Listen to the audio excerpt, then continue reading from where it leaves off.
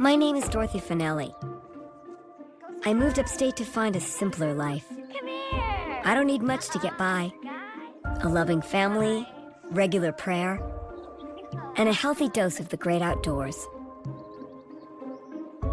Did George pass out again? Don't start.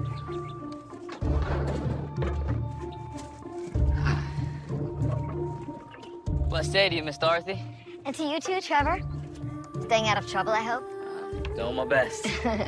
I know how Heath can be a bad influence.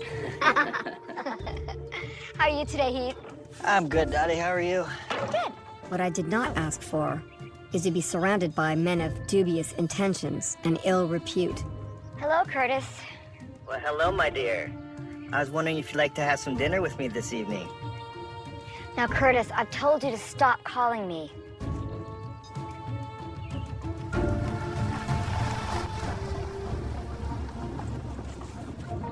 Hey, Dorothy. Michael, your custody check is late again. And your boys are inside. And the worst part is, one of these fellas is going to kill me.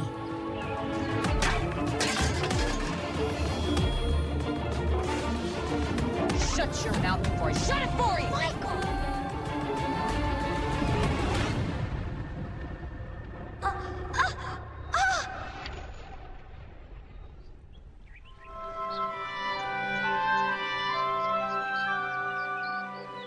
I've spent 58 years on God's glorious earth.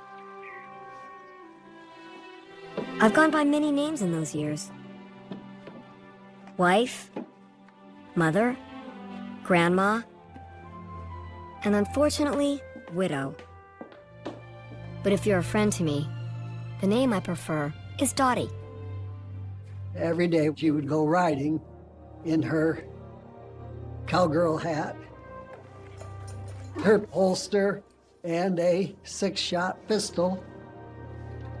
I asked her one day, Dottie, the cowgirl hat, I understand. The horse, certainly. But I've never come across a person out here riding with a holster and pistol at her side. And she laughed. And she said, well, I'm out here riding by myself. There have been a couple of occasions where I have come across a bear, and so she just felt much more comfortable if she could hold her own, I guess, against a black bear. I'd like to think that I could hold my own with bears or any sort of nuisance. And as of yet, I've not been proven wrong. Dorothy was very involved in Vicky's life. It was, I suppose, what happens when you have an adult daughter who lives nearby. Vicky only lived a few miles away. Did we come at a bad time? Yes. If you hadn't brought these two, there would have been consequences. You always talk like you're in a Western movie when you're wearing that getup. Yeah. Can we go with you? Oh, sweetheart, not this time. Do you have time to talk later? Dorothy related great concerns about how things were going in her daughter's life More problems with the boyfriend? and who she felt was an appropriate person for her daughter to spend time with. How's it going with Heath? It's fine. What's going on? The usual. He's not making his entire truck payments. Hello. Dorothy's relationship with Heath started off well. I mean, it's, you know, this is her daughter's boyfriend. I think she wanted to give him a chance. What's up, boys? How you doing? What are you doing? Oh, Come on, fellas, dinner's ready. oh, just in time, huh? Funny how that happens. Well, you know what they say. Why buy the cow when you can get the milk for free? Why buy the cow when you can get the milk for free? Heath. So how's work going, Heath? You making those truck payments? Heath had bought a truck using Vicky's credit. He had started his own concrete business. He was afraid that, you know, if he did not have his truck, he would lose his business. I'm making the payments, Dottie. Is that so? So there was a tension over money between Vicky and Heath, which Dorothy kind of got into the middle of. I'm gonna pay Vicky back, all right, Dottie? You don't have to worry about it. He's gonna pay me back. Yeah. I just want to make sure we're all on the same page. Mm-hmm. My daughter and her men have always given me trouble. Why did I not tell my name? Stop, honey. As a mother, I sometimes think that my job is to protect my girl from herself. It's a hard path I've chosen. And to navigate these trails, I look to the Bible and a good pastor for guidance. Morning, Dorothy. Morning, Pastor. I was the pastor of First Baptist Church of Glens Falls for 7 years, and Dorothy was my administrative assistant. Oh, I made some cookies. Help yourself. Thank you. They look delicious. She was a kind person and a generous person, always had a smile on her face. Pastor, it's been 4 years since my husband Joe died. He was a good man. We lost him too soon. Way too soon. I'm only 58. A young 58. Precisely. Pastor, do you know anyone who might be a good match for me? Not off the top of my head. Will you think about it? I will. Oh, and Pastor, have you heard anything about internet dating? Can't say that I have. I'm thinking I might give it a try. Okay, then. She was a go-getter, and Dorothy was doing some online dating.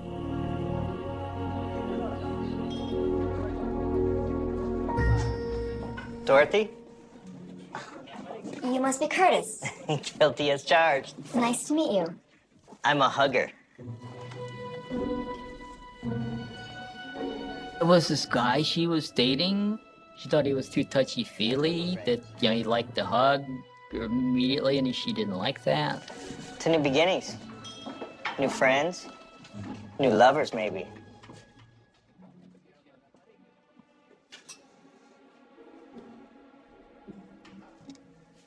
So, tell me about yourself.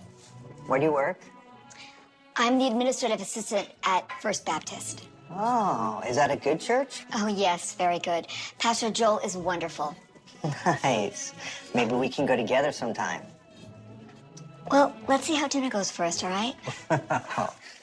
Fair enough. I've always been a country girl at heart. But when I first decided to move out here, I wasn't alone. I am now, and it can be scary sometimes. Who are you and what are you doing here? I'm sorry, ma'am. I didn't mean to scare you. I'm Trevor. I work with Heath. He told me I could meet him here so I could help him load some lumber. Dorothy was letting Heath store materials in her garage. And so he was over there with members of his crew to load or unload. So, I mean, his crew became familiar with where Dorothy lived and her house. And sometimes I think they just showed up. I can't have you guys showing up like this.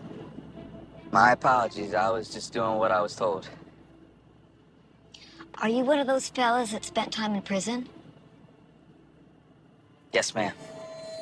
Heath had a habit, to his credit or not, of hiring people who had police records. By the grace of my Lord and Savior, Jesus Christ, I've been given a second chance. Okay, then have a nice night. Take care, ma'am.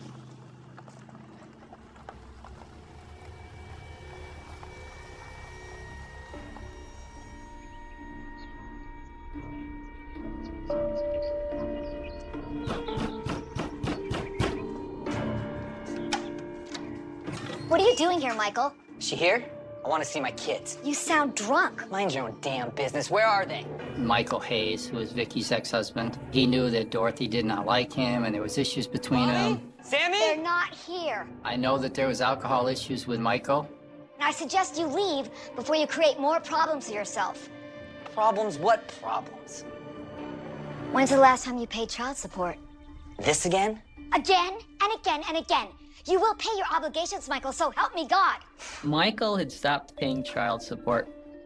Dorothy fought hard to get that child support from Michael by whatever means it took. You don't want me for an enemy, Dorothy. It won't end well for you.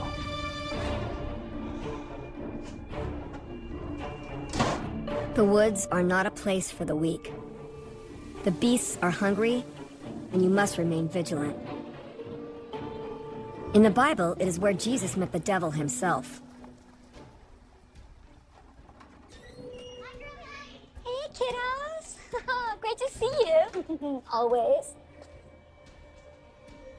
I've let my guard down, Oh my goodness. and I'm afraid the wilderness will get the better of me.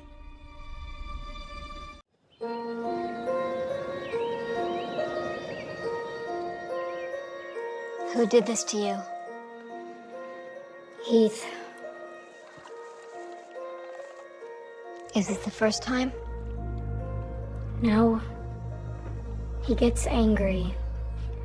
I try to stay out of his way, but I believe Vicky's nickname for him at one point was Anger Boy, that Heath had an anger management issue. Heath was pretty well known for his fiery temper. He had prior assault arrests. He's moving out, I hope. We can't have Anger Boy in that home with your sons. it doesn't take long for my daughter Vicky to get back in the saddle after breaking up with Heath. Unfortunately, this new horse is an even more dangerous sort of bucking bronco. The new boyfriend, George, was into drugs. Hey, kiddos. Hi, Grandma. Hi, Grandma. She was very concerned about the grandchildren and that they not be exposed to drugs or see drugs used in their presence. Hey, George. Hi, Dolores. My name is Dorothy. Yes, Dorothy, like the Wizard of Oz. I won't forget again. Is that your drug paraphernalia on the porch? My drug what? Do you use drugs on the porch? I don't know how to answer that question. Are you a narc? No, just a concerned grandmother. So you're not a narc, you're a nag. That's even worse. We, got any more jobs today? No. Even though Vicky and Heath are no longer together, Dorothy was letting Heath store materials in her garage. So Heath was around her house quite a lot. Daddy, thank you so much again for letting me use your garage. After what you did to my daughter, you should know that my generosity has its limitations. Yes, ma'am. I feel horrible about it. You're on probation. No more shenanigans for you. Okay. You need to get Vicky's name off that truck as soon as possible. That's your problem, not hers. Vicky had bought a truck in her name that he could use for his business, and Dorothy wanted him to pay her daughter back. How are you, Trevor? I'm blessed, ma'am. I'm thankful for every day I get to show the world that I've been saved. I'm praying for you. Thank you, ma'am. People that were working with Heath at the time, Trevor being one of them, he was known to us as being, we'll say, trouble.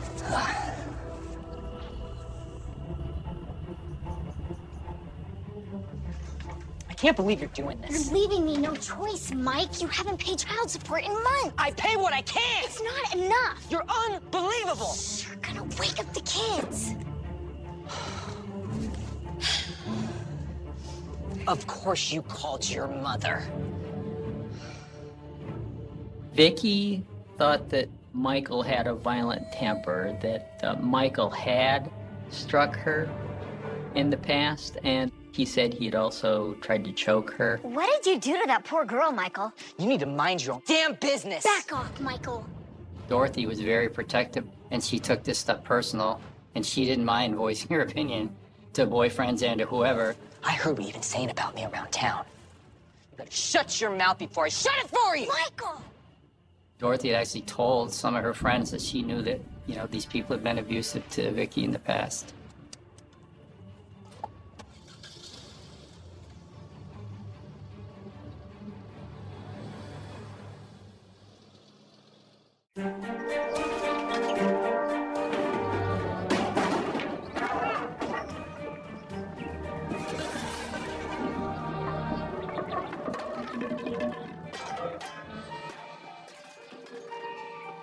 Do you want to talk?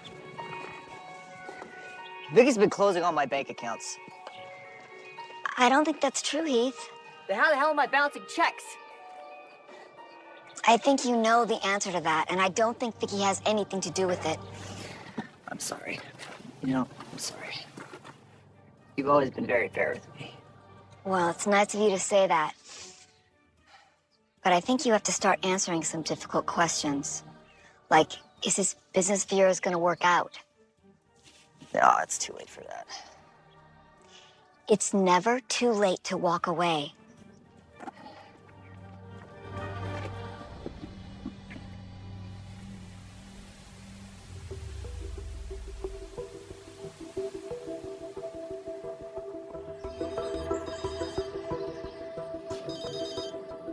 Hello? Hi, I'm calling for Vicky Hayes.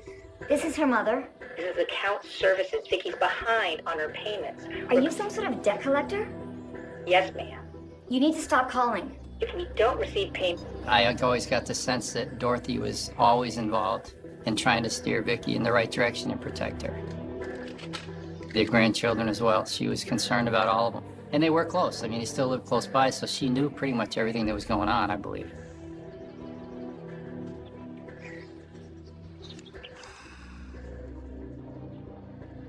Hey, George, why don't you bring in some wood and we'll get a fire going? She's concerned that George is involved in drugs. She does not want any drugs around her grandchildren. I've had just about enough of him. George? He's a bad influence on those boys of yours. He's not that bad, Mom. I found a bomb amongst the boys' toys. I don't want George here. I don't want him around anymore. George has got to go.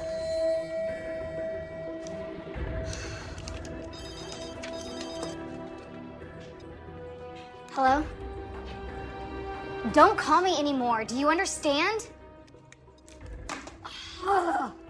Debt collector?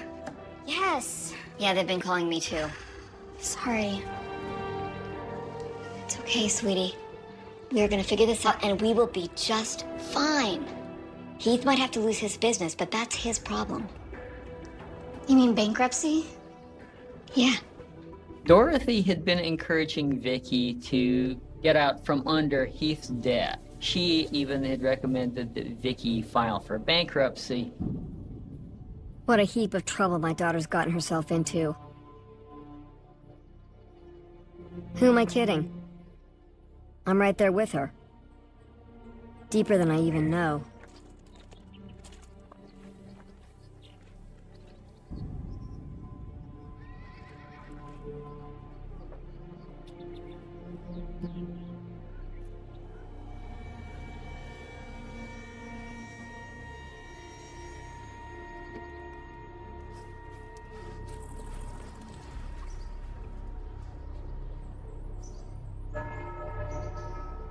Go in peace to love and serve the Lord.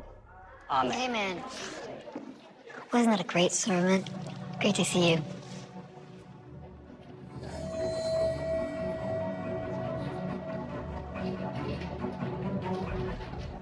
Hello, Curtis. How do you like to go to dinner with me tonight? I've told you many times, Curtis, we're not a good match. Do you believe in fate, Dorothy?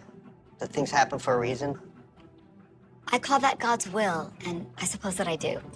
We did meet for a reason. If we're not a good match, it's for some other reason.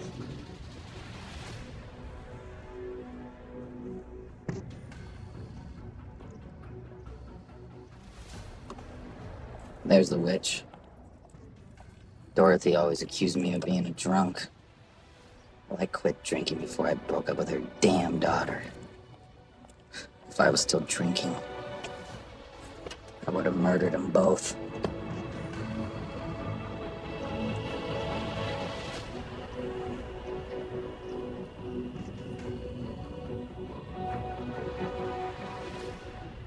I came to the woods to find peace. I craved the silence. Even the darkness gave me comfort. I thought I was getting away from the chaos and ugliness. But I was wrong. All of that bad stuff ended up finding me anyway. Waking up, I see them clear, floating down the river, and hanging from a tree. All you brothers of the across. Hide among thieves and liars. We take shelter in the branches of the tree.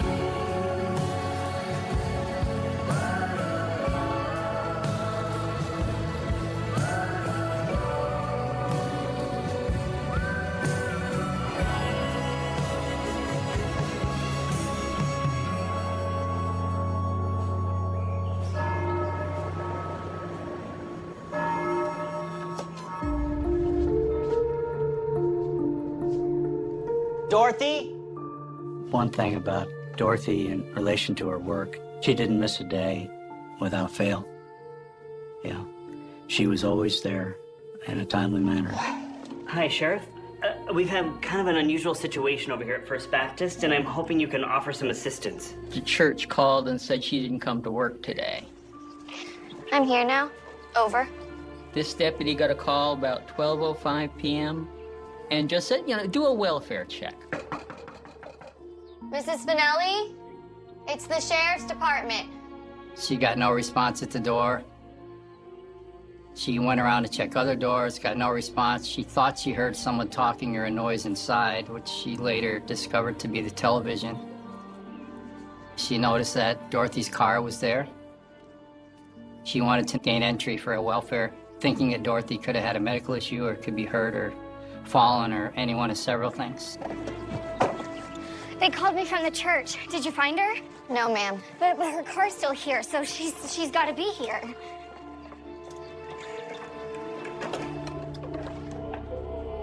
Mom?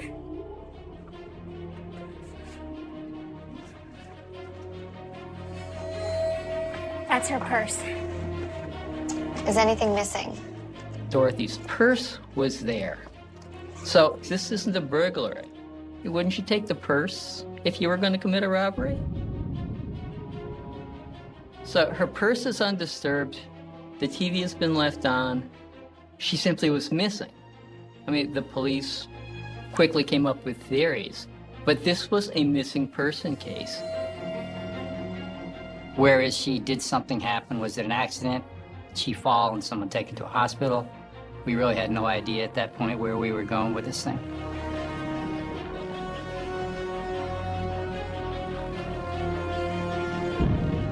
There was blood and hair on the back porch and the ground. It looked, evidence of a struggle was there. When you put everything together from that day and then the blood and the hair found on the deck, it was very unusual. Any blood that was found was all Dorothy's.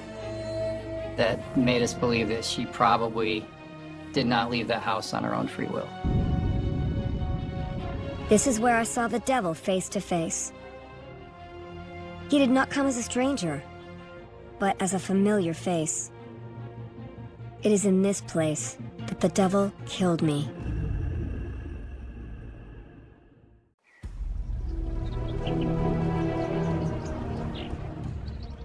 One day I saw the sheriff's department car, and then another one and another one across the street. I had asked what was happening, and they said, Mrs. Spinelli has disappeared. That was a great surprise. It just wasn't a part of her nature. Dorothy was last heard from yesterday at about 5:30 p.m. Her car and purse are still here. I don't think she left willingly. Somebody got beaten up badly. From the evidence at the crime scene at their house, it looked like there was a good battle that had taken place there. There was no signs of any kind of a confrontation inside the house. She was preparing dinner. There was still dinner on the stove. Nothing in her house had been disturbed.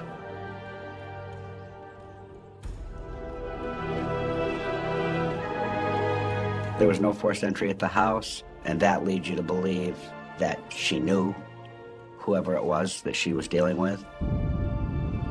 And you start looking, okay, who would have access to her, who would be angry with her, who might have an opportunity to hurt her, who might want to hurt her, and you just expand from there.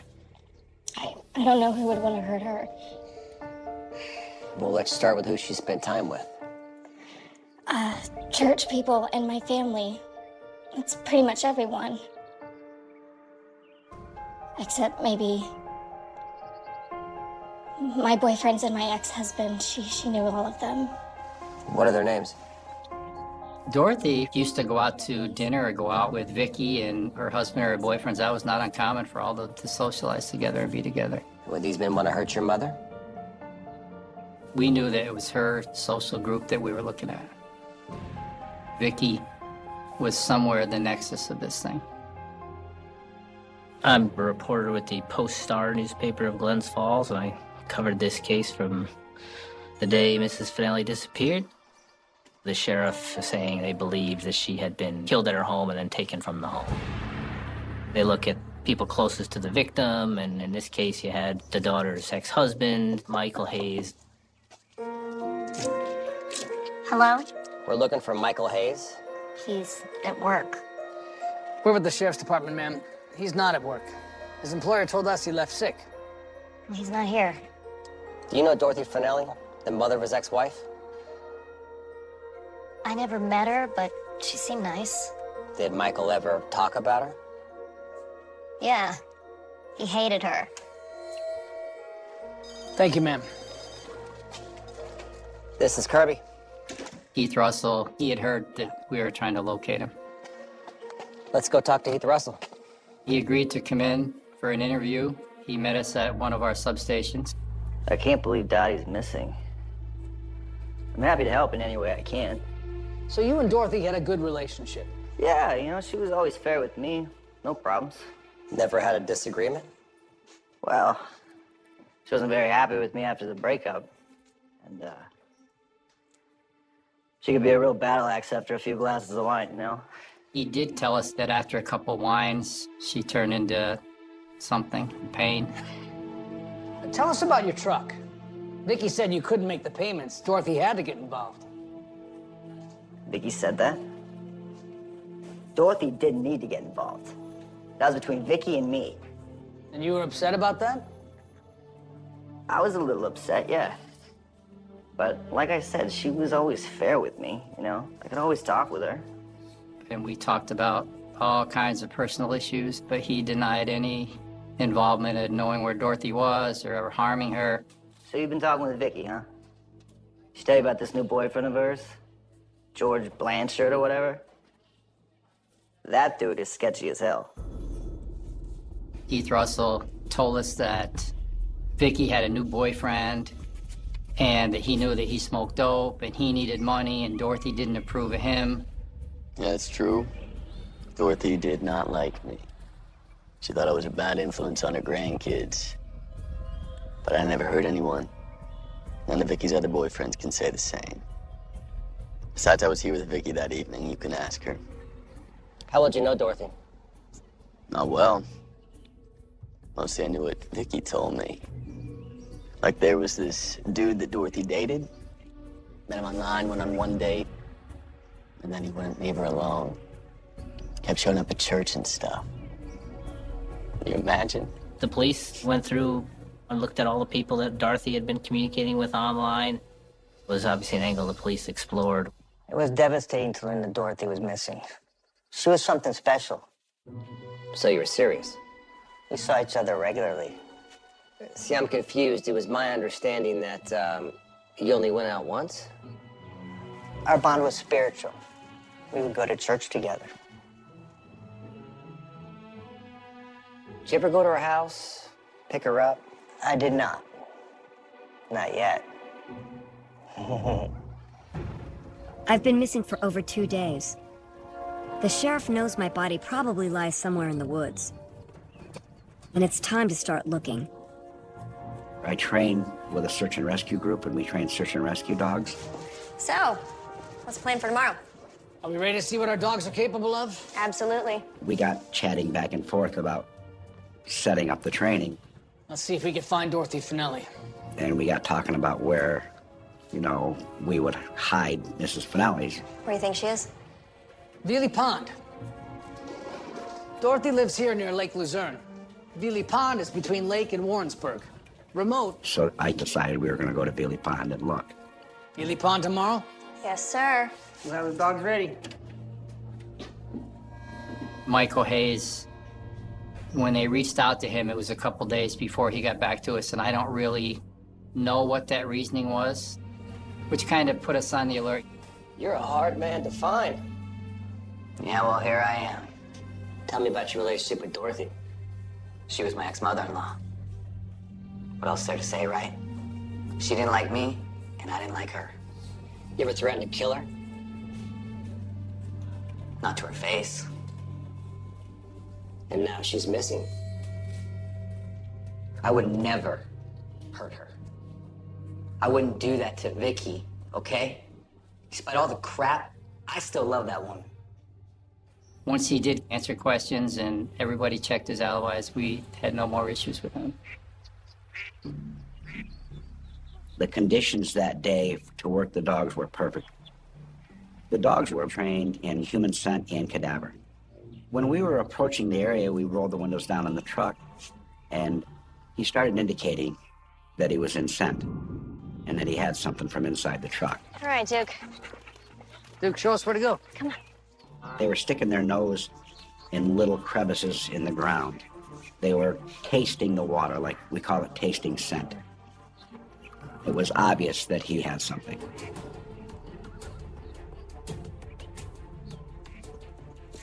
Right there. That looks like a body, right? We were looking out in the pond, and you could obviously see something on the bottom, and it looked like a human being. Are you sure that's not a mannequin? It's got wrinkled feet. It's got wrinkled feet, and mannequins don't have wrinkled feet. So at that point, we knew we had a victim. All units to Veely Pond. We found a body. It could be Dorothy Finelli. I figured that it was probably Dorothy Finelli, but we didn't know for sure. What we did was secure the scene. We backed everybody away, and we just waited for people to show up. Divers came, a bunch of state police investigators, evidence techs. Is it Dorothy? Yes. It's been confirmed. I was there the day they recovered her. Dorothy's body from Veely Pond. And we could see her in the water, and obviously we didn't touch her. We didn't want to do anything until the forensic people got there, so I started securing the area. And when I did that, it actually turned out to be a pretty good key piece of evidence. I saw 3 shovels in the bushes. They had cement on the handles, they had cement on the metal base of the shovel. And 1 or 2 of them even had HR initials on them. Heath Russell. HR? Heath Russell. So Heath's our guy? Not necessarily. All we know is Heath's truck was here. Now we need to find out who was driving it. Up the road a little ways, they found some form lumber that had cement residue on them. And there's a little turnaround down by the edge of the pond, and there was a tree there that had the bark scraped off it. And it looked like it had been hit by a vehicle. They found that, come to find out, it's Mr. Russell's trailer had hit that. As the sun set that night, my body was taken out of Veely Pond. A rock had been placed on my back to hold me down under the water.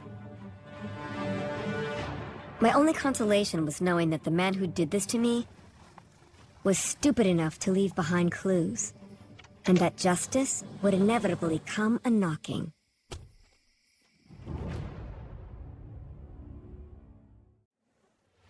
It's been 5 days since my life was taken from me. The sheriff knows that the truck of Heath Russell had something to do with my murder. And now, they just need to figure out what. Yeah, I drive Heath's truck sometimes. And you knew Dorothy? She was a nice lady, yeah. We talked all the time. You had a lot in common. Heath had a habit of hiring people that had been in trouble, and a lot of them couldn't get jobs elsewhere. Tell us about the truck and trailer. What was in it? Write it down for us. We were interviewing Trevor. One of the things that we asked him was, can you remember exactly what was on that truck or trailer? And he gave us a specific list. How many shovels? At least 3, maybe more. He knew that there was at least 3 shovels on that trailer. When was the last time you saw Heath on Wednesday? I left Heath at the bar about 6 that night, and I didn't see him again till the next morning when I went to the car wash. Car wash? Yeah, we degreased the truck and scrubbed it out real good. Did Heath do that regularly? First time. Said he spilled fuel oil. Want to make sure we got it out. Heath had had his truck thoroughly scrubbed clean. It wasn't crazy, but it was unusual. It doesn't take long for the news of my death to make its way across this small town. I heard about it, and, you know, I'm a pastor. I'm used to hearing bad news. Still, when it's something like that touches your life personally, you can imagine the impact that something like this would have on a church. That someone who'd worked there, been a part of their lives for so many years, their life was just snuffed out. Really brokenhearted about it. An autopsy is performed on my body. It reveals that not only was I severely beaten, but I was strangled as well. The autopsy showed strangulation as well as blunt force trauma. Strangulation, that's a personal crime. You're up close and personal with somebody. Somebody was very angry. What's this all about? This is a forensics team from New York State Police. Take a look around. You might want to grab some shoes. You're coming with us. Hey! Heath was arrested on another charge. We wanted to keep track of him, and we wanted to know where he was. And by lodging that charge, that would help us control that. We secured the scene and had the forensic people come right to the scene to look for any evidence, anything they could come up with. And when we get into cases like this, we rely on the New York State Police. And they worked with us through the entire case, you know, on Heath's vehicles, and they searched and helped us look for blood. They did the house, they did his trailer, they did his truck. These guys did a tremendous amount of work, and they actually found a lot of evidence. Heath had had a fire in his driveway at the place he was staying at, and Heath's explanation was, oh, I had some old fuel oil and I wanted to try to burn it to get rid of it. That's how I wanted to clean this stuff up. You know, we thought that was very strange too. We assumed he was probably trying to burn or destroy some kind of evidence. I believe they found stuff in the fire at the driveway, or they secured some stuff from the driveway. I don't know how much they could use or what exactly it was, but they did go and check the area where he'd burned the fuel oil in his driveway. He had gone to a car wash and tried to wash out his truck, washed out the bed and washed the mud off the sides, because Veely Pond Road's a muddy road. But what he didn't do was clean out the spare tire well. And the spare tire well was full of water and blood. They found stuff on the truck, they found stuff on the trailer, they found stuff on lumber. Any blood that was found was all Dorothy's. Heath is taken to the sheriff's department, where they interrogate him again. You tried covering it up. Dumping Dorothy's body in Veely Pond, washing your truck. But you made mistakes. We found your shovels just yards from Dorothy's body. Well, how about that?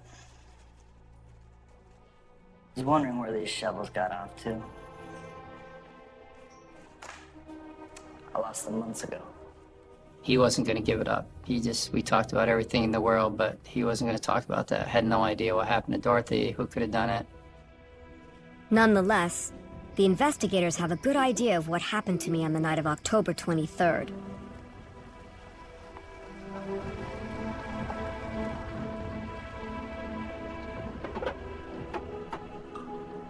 Heath had told us he had gone to Dorothy's house.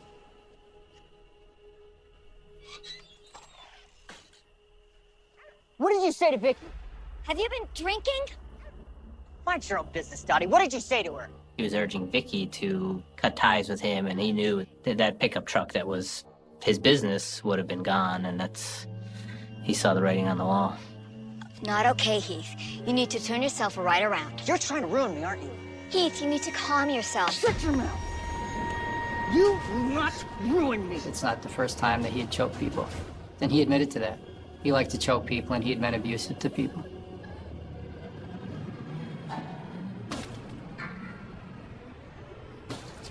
Some kind of blunt force killed her.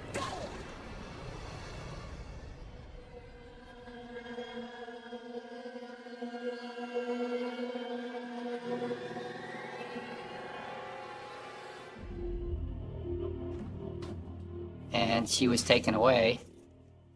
She was put on the truck or on the trailer, and he panicked and took off, and there was an old road, and he knew, was very familiar with those roads. I mean, he grew up around here, and it's an old road that connects Lake Luzerne all the way through the middle of no place to another town, which is where we ultimately found her body.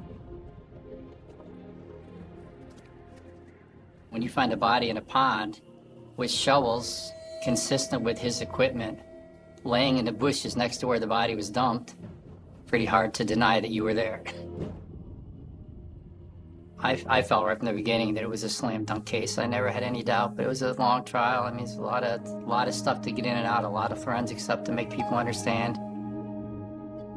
I was asked quite a few questions on the witness stand. One of the defense lawyer asked me how many drowning victims I had found in my life. And I'd seen several. And that was my answer. And the district attorney stepped right up and asked me how many drowning victims I'd ever found with 50-pound rocks on their back. So I thought that was pretty, ingenious at the time. We found her. We found all the evidence up there. And that was a lot to go towards a guilty verdict. I often wonder what would have happened if we didn't go and the pond froze over like it did, because she probably would have been there till at least spring. You'd have to prosecute her without a body. And they had a lot of DNA evidence as far as the blood in his truck. It would have made a prosecution more difficult. He was convicted, and then, everybody was really pleased, the family was happy and great, and everything was good until an appeals court said that the judge erred and reversed the conviction and gave him a new trial, so we did it again. Her case was actually stronger the second time around because by that point, technology to triangulate cell phone calls had kind of been perfected. So they were able to kind of show where Heath Russell had been that night, and it didn't match up with what his story was.